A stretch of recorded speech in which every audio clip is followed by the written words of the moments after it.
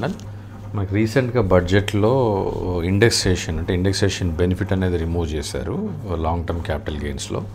అంటే ఏదైనా property, immovable property ఏదైనా మీరు if you're holding it for a longer period of time, ఇంతకుముందు ఇన్ఫ్లేషన్ అంటే ఎవ్రీ ఇయర్ మనకు జరిగే ద్రవ్యోల్బణం అంటారు. అంటే ఇన్ఫ్లేషన్ పెరుగుతున్న కొద్దీ ప్రాపర్టీ ఈ రోజున రూపాయి వాల్యూ రేపు ఉండదు కాబట్టి ఆ బెనిఫిట్ అనేది ఇంతకుముందు ఇచ్చారు మనకి.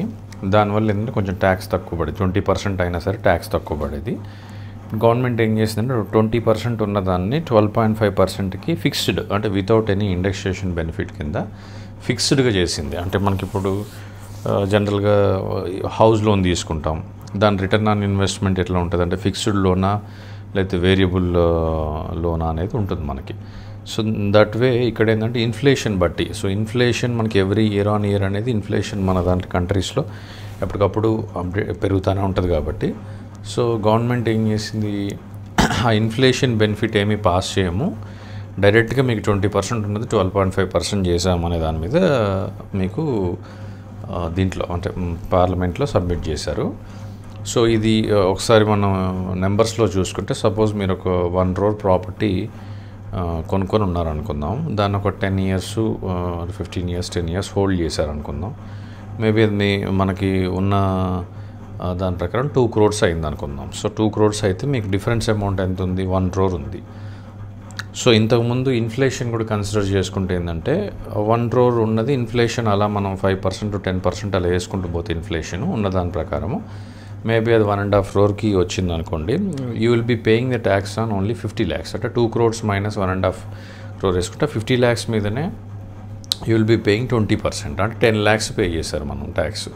సో ఇప్పుడేమైపోతుందంటే 1 crore కాస్త 2 crores అయింది. So you have to declare 2 crores minus 1 crore, అంటే 1 crore అనేది నా గెయిన్, నా ప్రాఫిట్ అనేది క్యాపిటల్ గెయిన్స్లో చూపించుకోవాలి. ఆ 1 crore మీద 12.5% అంటే ఆల్మోస్ట్ 12.5 lakhs పే చేస్తున్నాం, అంటే అరౌండ్ 2.5 lakhs ఎక్స్ట్రా ట్యాక్స్ అనేది మనం గవర్నమెంట్కి పే చేస్తున్నాం. సో ఈ ఇండెక్సేషన్ బెనిఫిట్ తీసేయడం వల్ల అంటే ఇన్ఫ్లేషన్ని కన్సిడర్ చేయకపోవడం అనేది వాళ్ళ దృష్టిలో ఏంటంటే ఇది బెనిఫిటే అని చెప్తారు. కానీ ఇది ఎప్పుడు బెనిఫిట్ అవుతుందంటే మనకి ఇన్ఫ్లేషన్ తక్కువ ఉన్నప్పుడు, ఆ రిటర్న్ ఆన్ ఇన్వెస్ట్మెంట్ కూడా ఎక్కువ ఉన్నప్పుడు, అంటే రిటర్న్స్ ఎక్కువ ఉండి ఇన్ఫ్లేషన్ తక్కువ ఉన్నప్పుడు ఇలాంటి బెనిఫిట్స్ క్యాల్కులేషన్ పరంగా చూసుకుంటే తక్కువ వస్తుంది.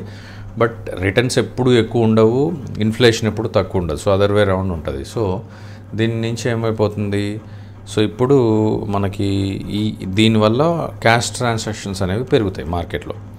సపోజ్ నేను ప్రాపర్టీ తీసుకున్నాను, నేను why should I be declaring at a higher value, so నేను ఎక్కువ పే చేస్తున్న ట్యాక్స్ కాబట్టి I will always be looking for a buyer who can pay me more cash. So నేను మార్కెట్ వాల్యూ కంటే కొంచెం ఎక్కువగా సేల్ చేసుకుంటాను, ఐ నీడ్ మోర్ క్యాష్ అనే దాని మీద, అంటే క్యాష్ అనేది పెరుగుతుంది దీనివల్ల. సో ఇంకా క్యాష్ ట్రాన్సాక్షన్స్ పెరగడము, లేదంటే కంప్లీట్ వైట్ ఉన్న ప్రాపర్టీస్ని పెద్దగా కొనకపోవడం, ఇవన్నీ కూడా జరుగుతాయి. So day before I think నిన్ననే మనకి జస్ట్ 2-3 hours బ్యాక్ అప్డేట్ వచ్చింది ఏంటంటే మెజారిటీ రియల్ ఎస్టేట్ సెక్టార్స్ నుంచి బాగా నెగిటివ్గా అనేది దీని మీద ఉంది కాబట్టి డెఫినెట్గా వాళ్ళు కన్సిడర్ చేస్తున్నారు మళ్ళీ దాన్ని ఇండెక్సేషన్ బెనిఫిట్ని యాడ్ చేయడం కోసం.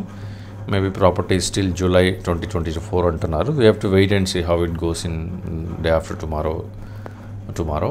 సో బట్ ఇది చాలామందికి ఆ మెసేజెస్ పెట్టడం, కాల్స్ చేయడం జరిగింది. సో ఇండెక్సేషన్ బెనిఫిట్ రిమూవ్ చేయడం అంటే this is the understanding. So hope you got it. So thank you.